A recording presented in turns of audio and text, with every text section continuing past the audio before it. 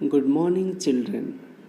आज हम लोग हिंदी ग्रामर से लेसन 3 शब्द विचार पढ़ने जा रहे हैं और इसमें जो भी हाईलाइट किया गया है ब्लू कलर से उसको आप लोग कॉपी में लिखेंगे और पाठ के अंत में जो मुख्य बिंदु दिए गए हैं उसको भी अपनी कॉपी में आप लोग लिखेंगे। और अभ्यास कार्य में चैप्टर कंप्लीट होने के बाद वीडियो में डालूँगा तो उसको भी आप लोग कॉपी में लिखेंगे। आइए देखते हैं शब्द विचार क्या है। जैसे देखिए इसमें दिया गया है एक मकान का चित्र है और एक फूल का चित्र है जो कि कमल का फूल है और एक कलम का चित्र दिया गया है।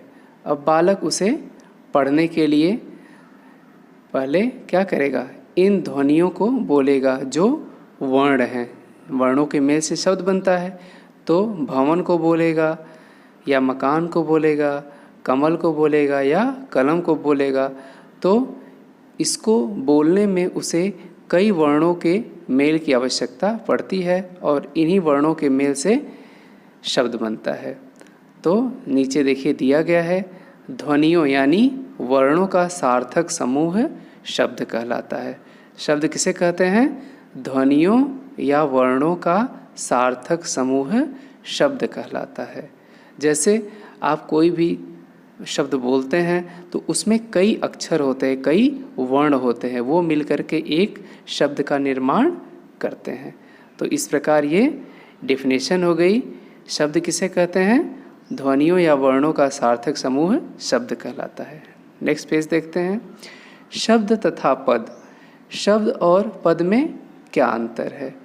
देखिए यहाँ पे दिया गया है अर्थ की दृष्टि से शब्द अपने आप में भाषा की सबसे छोटी इकाई होती है। इनका अपना अर्थ होता है। अब इन्हीं शब्दों का प्रयोग वाक्य में किया जाता है। तो व्याकरण के नियमों का ध्यान रखते हैं। कभी कभी इन शब्दों के रूप भी बदल जाते हैं। जैसे अगर हम शब्दों के रूप को बदलेंगे लेकिन उसको ध्यान नहीं देंगे तो अर्थ का अनर्थ भी हो जाता है। एक फूलों की माला ले आइए। अब नीचे सेंटेंस में क्या दिया है? फूलों की एक माला ले आइए। तो अब इसमें कन्फ्यूजन हो जा रहा है कि फूलों की एक माला लाना है या फूलों की एक माला को लाना है या फूलों की माला लाना है। तो इसमें कन्फ्यूजन हो जा रहा है, तो इसको आप लोग ध्यान देंगे। यानी वाक्य की रचना करते हुए हमें प्रत्येक पद का सही स्थान पर उपयोग करने की जानकारी होनी चाहिए। ठीक है, अब आइए नेक्स्ट हेडिंग देखते हैं। शब्दों का वर्गीकरण। प्रत्येक भाषा में उसके अनगिनत शब्द होते हैं और इन्हीं शब्दों से भाषा समृद्ध बनती है। यानी शब्दों में जितनी भाषा में जितने भी शब्द होते हैं उससे भाषा की समृद्धि को हम नापते हैं। ये शब्द कहाँ से आए हैं? अब ये शब्द कहाँ से आए हैं? जैसे यहाँ पे कई सारे एग्जाम्पल दिए हैं आपको। स्रोत उत्पत्ति के आधार पर, कुछ स्रोत हैं और उत्पत्ति के आधार पर ये शब्द हैं। नेक्स्ट पेज में देखिए शब्दों के कई प्रकार से तत्सम शब्द है, तद्भव है। तत्सम क्या है? तत्सम शब्द तत् प्लस सम दो शब्दांशों के मेल से बना है। तत् का अर्थ है उसके और सम का अर्थ है समान, उसके समान। ठीक है, उसके से तात्पर्य है संस्कृत भाषा से, यानी संस्कृत के समान। संस्कृत के समान शब्द जैसे सूर्य, अग्नि, घृत, दधि, भ्राता, ग्राम, कूप, क्षेत्र आदि ऐसे शब्द जो संस्कृत के समान होते हैं और हिंदी भाषा में हम प्रयोग करते हैं उसे हम तत्सम कहते हैं। समझ में आया? अब देखिए तद्भव। तद्भव शब्द तद प्लस भव दो शब्दांशों से बना हुआ है। तद का अर्थ है उससे अर्थात संस्कृत से और भव का अर्थ है होने वाला।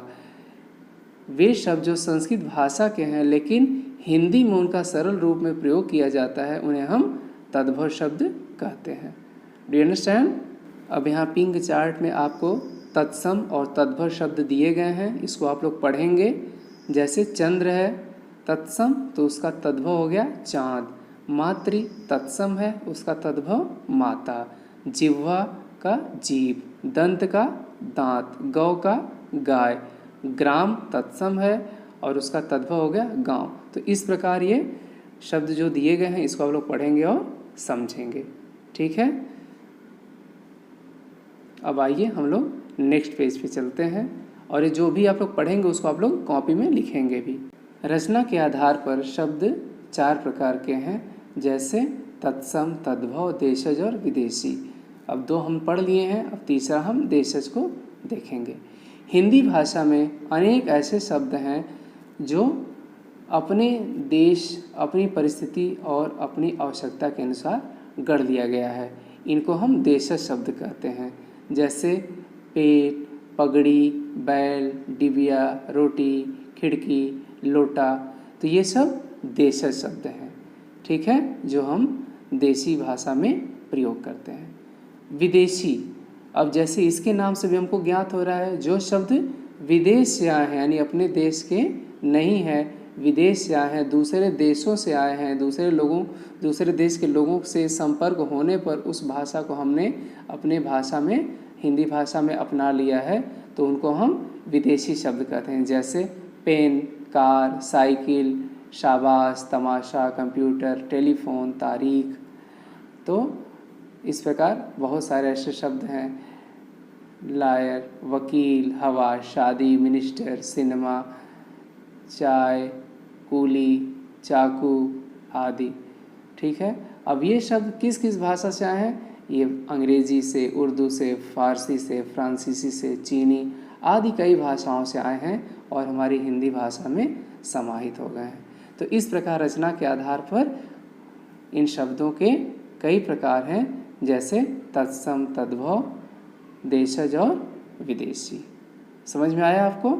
अब आइए नेक्स्ट पेज पे चलते। तो पिछले पेज पे जो अभ्यास कार्य दिए गए हैं उसको आप लोग स्वतः हल करेंगे। अब देखिए, रचना बनावट और व्युत्पत्ति के आधार पर। पिछले पेज पे आपने क्या पढ़ा? उत्पत्ति के आधार पर, और अब आ गया व्युत्पत्ति के आधार पर। इसमें शब्द 3 प्रकार के होते हैं, रूढ़ शब्द, यौगिक शब्द और योग रूढ़ शब्द। अब आइए हम जानते हैं रूढ़ शब्द क्या है। ऐसे शब्द जो किसी विशेष अर्थ में प्रयोग होते हैं परंतु उनके खंडों का कोई अर्थ नहीं होता, उन्हें रूढ़ शब्द कहते हैं।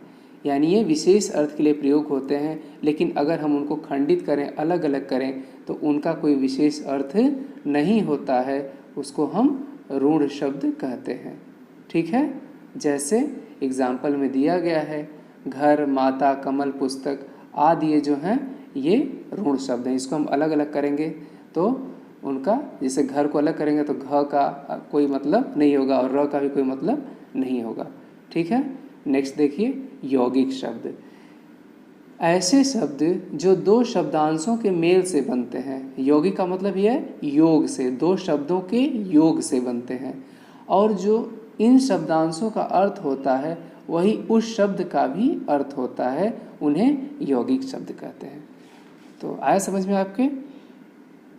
ऐसे शब्द जो 2 शब्दांशों के मेल से बनते हैं और जो इन शब्दांशों का अर्थ होता है वही उन शब्द का भी अर्थ होता है, इन्हें यौगिक शब्द कहते हैं। ठीक है, जैसे पुस्तकालय, तो पुस्तक धन आलय, पुस्तक का मतलब पुस्तक, और आलय का मतलब पुस्तक का घर। ठीक है, देव प्लस दूत, देवदूत यानी देवों का दूत, तो ये शब्द क्या है? यौगिक शब्द हैं। ठीक है, अब आइए हम नेक्स्ट देखते हैं, योग रूढ़ शब्द। कुछ शब्द ऐसे होते हैं जिनमें रूढ़ व यौगिक दोनों प्रकार के शब्दों की विशेषताएं होती हैं, अर्थात यौगिक शब्दों के समान उनके सार्थक खंड किए जा सकते हैं तथा रूढ़ शब्दों के समान इनका एक विशेष परंपरागत व प्रचलित अर्थ होता है। जैसे पंकज। अब पंकज में पंक प्लस ज इक्वल टू कीचड़ में जन्म लेने वाला, यह केवल कमल के लिए प्रयोग किया जाता है, कीचड़ में जन्म लेने वाले किसी अन्य पौधे, पुष्प, कीड़े मकोड़े आदि के लिए नहीं। यानी पंकज का नाम आएगा तो सिर्फ कमल का मतलब होगा, कमल का अर्थ होगा। पीतांबर, पीत प्लस अंबर अर्थात पीला वस्त्र या पीला अंबर है, तो यह सिर्फ किसके लिए प्रयोग होता है? यह सिर्फ विष्णु भगवान के लिए प्रयोग होता है। लेकिन इस शब्द का प्रयोग कृष्ण के लिए या विष्णु के लिए रूढ़ हो चुका है। इसके लिए इनका प्रयोग और किसी के लिए नहीं होता है। इस प्रकार इस शब्दों को हम योग रूढ़ शब्द कहते हैं।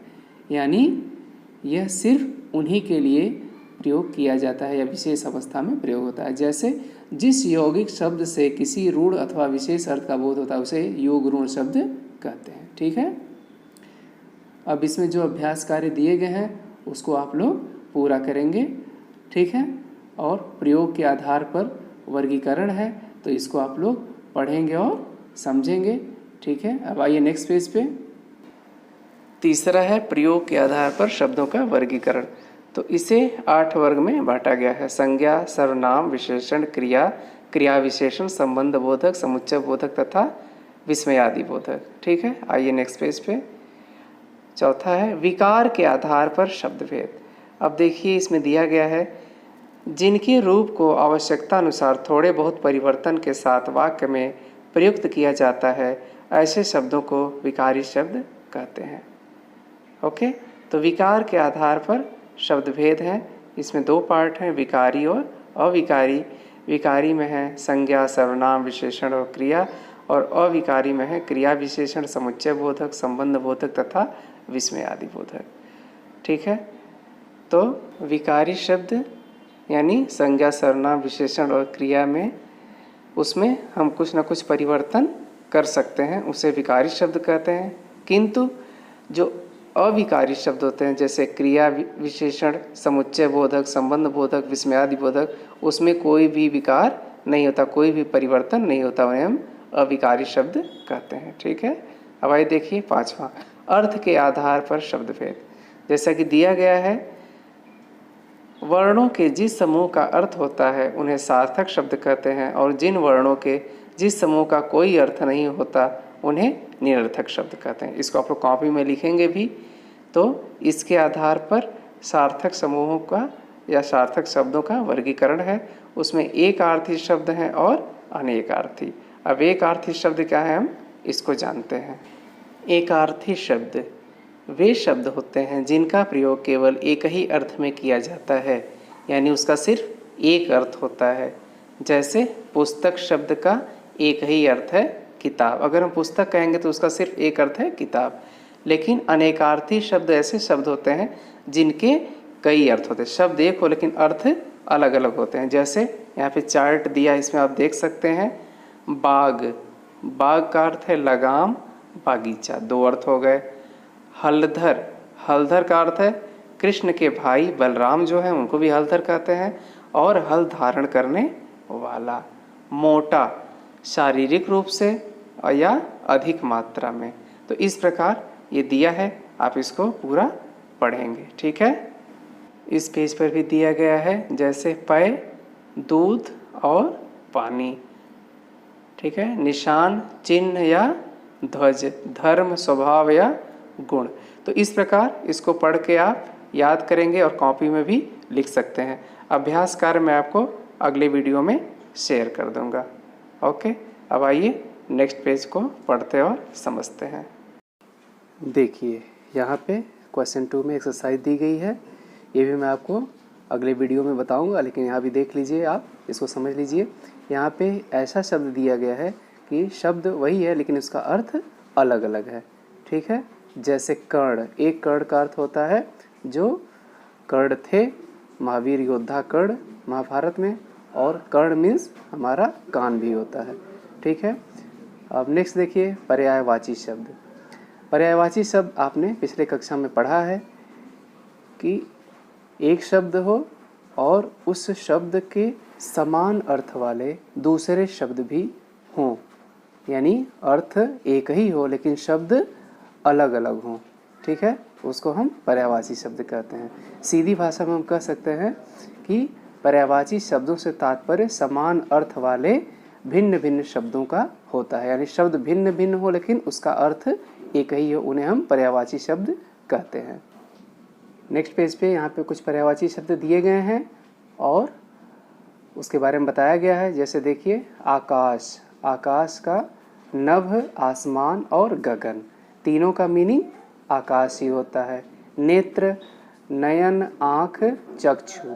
ठीक है, तो इस प्रकार कहने का तात्पर्य है कि शब्द अलग अलग भले हों लेकिन उसके अर्थ एक ही हों, तो ऐसे शब्दों को हम पर्यायवाची शब्द कहते हैं। ओके, इस पेज को हम पूरा पढ़ेंगे और इसमें से 20 पर्यायवाची शब्दों को लिखेंगे। ठीक है, अब आइए नेक्स्ट पेज पे एक्सरसाइज दी गई है, उसको हम देखते हैं। अभ्यास कार्य दिया गया है, जैसा कि आप पढ़ने के बाद उसमें से इसको हल कर सकते हैं, लेकिन मैं अगले वीडियो में ये दोनों एक्सरसाइज आपको बताऊंगा और या तो आप इसको खुद भी सॉल्व कर सकते हैं। वही नेक्स्ट पेज पे यहाँ पे कुछ बहुविकल्पी प्रश्न दिए गए हैं, इसको आप अपनी बुक में टिक लगा लेंगे। अब विलोम विपरीतार्थक शब्द, विलोम शब्द किसे कहते हैं? ये आपने पिछली कक्षा में पढ़ा भी है कि एक दूसरे से उल्टे अर्थों को हम विलोम या विपरीतार्थक शब्द कहते हैं। जैसे यहाँ पे देखिए कुछ विलोम शब्द दिए गए हैं। आदि का अंत, कोमल का कठोर, कटु का मधुर, निंदा का प्रशंसा, अनुज का अग्रज, उचित का अनुचित। तो इस प्रकार आप इसको पढ़ेंगे और समझेंगे और इसमें से आप 15 विलोम शब्द कॉपी में लिखेंगे और एक्सरसाइज में जो दिया गया है इसमें से देख करके उसको सॉल्व करेंगे। इस पेज पे देखते हैं, यहाँ पे भी विलोम शब्द दिए गए हैं, इसको आप लोग पढ़ेंगे और समझेंगे। और अभ्यास कार्य दिया गया है, इसको मैं अगले वीडियो में बताऊंगा, लेकिन आप इसको स्वतः भी कर सकते हैं। ठीक है, अब आइए नेक्स्ट पेज पे चलते हैं। यहाँ पे भी कुछ अभ्यास कार्य दिए गए हैं और नीचे बहुविकल्पी प्रश्न दिए गए हैं, इसको आप बुक से देख करके सॉल्व कर सकते हैं और एक बार पूरा एक्सरसाइज और पूरे पाठ को अच्छे से पढ़ेंगे। जो इम्पोर्टेंट पॉइंट्स है उसको लिखेंगे। पेज 40 पे श्रुतिसम भिन्नार्थक शब्द दिए गए हैं, यानी श्रुतिसम सुनने में एक समान लेकिन भिन्नार्थक शब्द, उनके अर्थ कैसे हैं? भिन्न हैं, यानी अलग अलग हैं। जैसे और, तरफ या दिशा। ठीक है, और, तथा। और में बहुत थोड़ा सा डिफरेंस है, लेकिन दोनों का अर्थ अलग अलग है। शोक, दुख, शौक, रुचि। शोक का अर्थ होता है दुख और शौक का अर्थ होता है रुचि। ठीक है, क्रम, सिलसिला, कर्म, काम। क्रम मीन्स सिलसिला, सीरियल, और कर्म मीन्स काम। अनल मीन्स आग, अनिल मीन्स वायु। तो सुनने में एक समान है लेकिन इनके अर्थ अलग अलग है, इसको पहचानने में बहुत सावधानी रखनी चाहिए। तो इसे हम कहते हैं श्रुतिसम भिन्नार्थक शब्द। ठीक है, अब आइए पेज 41 पे चलते हैं। यहाँ पे देखिए अभ्यास कार्य दिए गए हैं। मुझे क्रिकेट खेलने का शौक है, तो शौक और शौक दोनों दिया है, तो क्या होना चाहिए? शौक होना चाहिए। ठीक है, मकान बनाने के लिए किसान ने साहूकार से उधार लिया था या उधार लिया था, तो उधार लिया था। तो ऐसे सही शब्द छांट करके आपको लिखना है। इसमें एक्सरसाइज दी गई है, आप इसके सहायता से कर सकते हैं। वाक्यांश के लिए एक शब्द, जैसा कि आप जानते हैं वाक्यांश यानी वाक्य का अंश हो, उसके लिए कोई एक पर्टिकुलर वर्ड होता है। जैसे जो सब कुछ जानता हो उसे हम क्या कहेंगे? सर्वज्ञ। ठीक है, जिसके हृदय में दया हो दयालु, जो भाषण देता हो वक्ता। ठीक है, तो इस प्रकार बहुत सारे शब्द दिए गए हैं, इसमें से भी आप 15 वाक्यांश को लिखेंगे कॉपी में और याद करेंगे। और नीचे कुछ अभ्यास कार्य दिए गए हैं, तो उसको भी आप बुक से देख करके करेंगे। यहाँ ऊपर दिया गया है, उसको पढ़ेंगे और सॉल्व करेंगे। अंडरस्टैंड? और ठीक है, आइए अब नेक्स्ट पेज पे चलते हैं। इसमें हमें शुद्ध वर्तनी, शुद्ध यानी सही तरीके से, वर्तनी यानी लिखना। शुद्ध और अशुद्ध हम लिखते हैं, तो हमको शुद्ध कैसे लिखना चाहिए तो उसके बारे में बताया गया है। जैसे आप देखिए जागृति, लेकिन शुद्ध क्या होना चाहिए? जागृति। राजगृह, राजगृह होना चाहिए। ठीक है, तो इस प्रकार आप इसको पूरा पढ़ेंगे और समझेंगे। यहाँ पे सारे अशुद्ध वर्ड दिए गए हैं और यहाँ पे उसके सामने शुद्ध दिए गए हैं।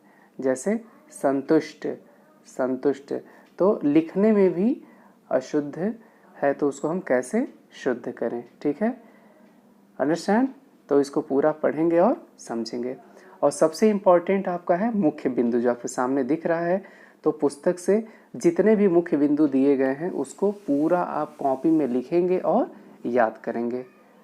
और जो भी अभ्यास कार्य हैं चैप्टर 1 2 3 वो पूरा मैं आपको अगली वीडियो में शेयर करूँगा। तो आपको जितना बताया गया है लिखेंगे कॉपी में और याद करेंगे। Okay, thank you class.